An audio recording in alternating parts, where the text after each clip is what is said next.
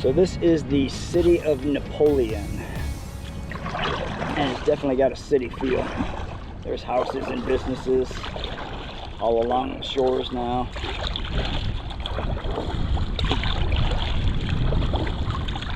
I hope it disappears quickly, but I really didn't pay that much attention to the Google Earth routing. I was actually pleased with that stretch that I did, with all the seclusion and the wildlife, because I was expecting a whole lot more of this. You know, there's still egrets around and stuff, but obviously just a completely different feel, because I'm passing through a city. About 2 o'clock, and about 18 miles into it. Headwinds picked up a little stronger again. Had some drizzle on and off, but no real rain to any amount. Been overcast all day, so nice and cool. Ever since I mentioned that cheeseburger earlier, I have a cheeseburger on my mind. But I got a good supply at Mountain House. I think I got beef stroganoff, lasagna. I don't know if I have any chicken dumplings. I don't think so. Ooh, should have stocked up. And I think I got a couple options from Next Mile Meals also. So whatever it is, it will be good. I haven't stopped for lunch, and probably won't. I've been just doing bars out of my vest, and that should be good enough. Steady trickle of calories instead of stopping for a half hour and making a full-blown lunch.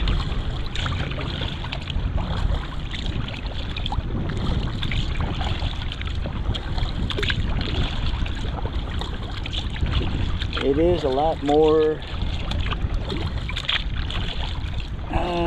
drudgery, I guess I should say, when you get into the city, because you're just paddling mindlessly. You really don't want to see anything that's around you, because it's not what you were enjoying earlier. But you got to take the good with the bad, so just keep making some miles. Get the campground right next to the river. Relax, enjoy a good night's sleep. Of course, that probably won't be for another close to 5 hours. Hopefully the headwind doesn't pick up too much more. So, finally on the outskirts of Napoleon, and all the businesses and houses disappeared from the side. That was probably 19 or 20 miles from where I started, but it's so nice just to see greenery again. I'm going to shoot at an angle across the river so I don't have to take that wide sweeping bend.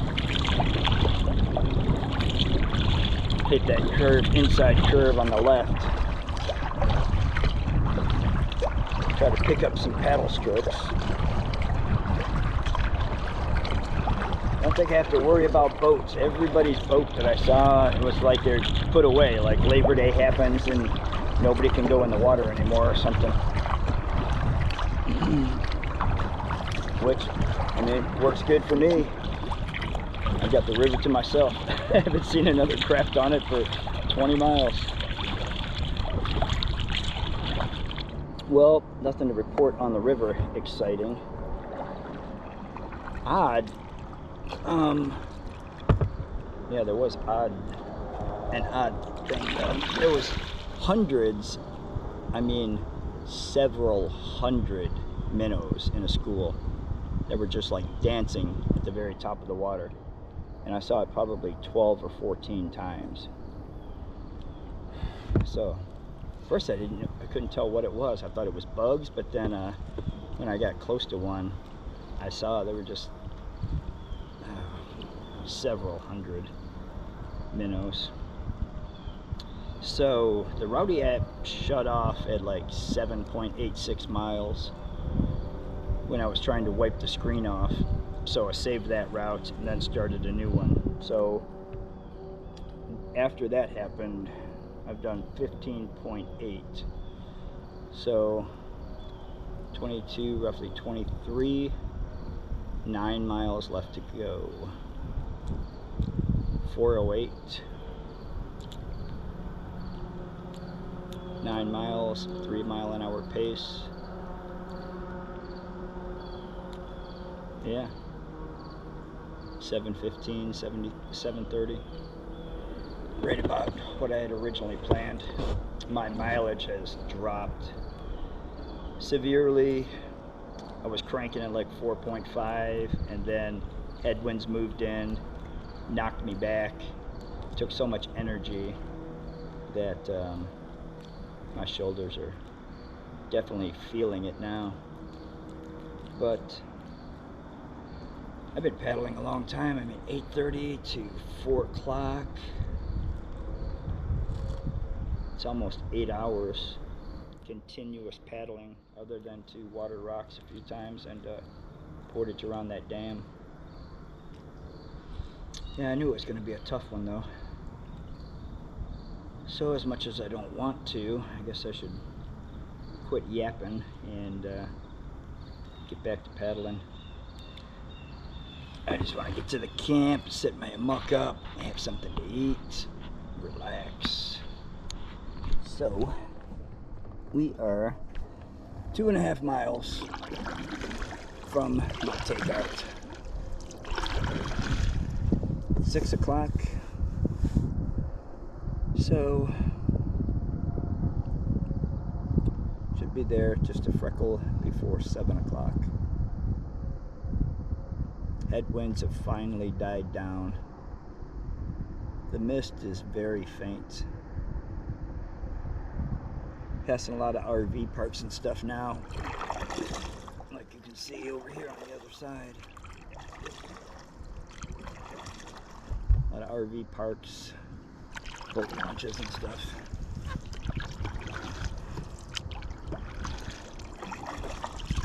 So we will make it there.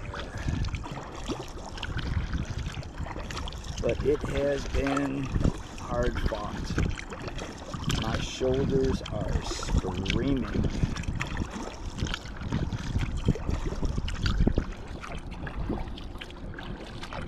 So tough to pull a fully loaded boat for multiple days through the water when there's absolutely no flow.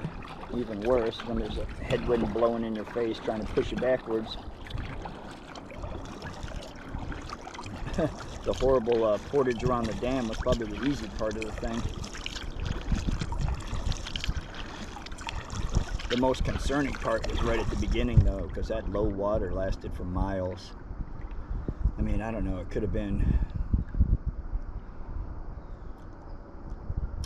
4 to 7 miles, something.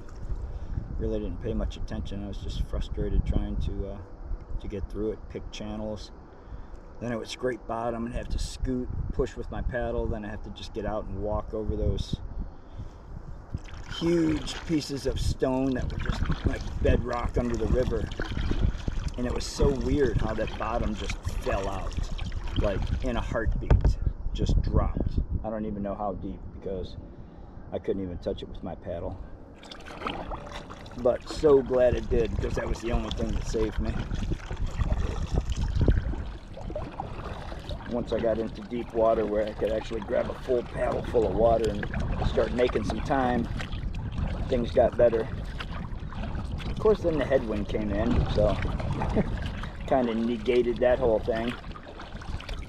And then I was working so hard to push through that headwind, started feeling queasy in my stomach, and I remembered that old feeling from CrossFit, lactic acid buildup.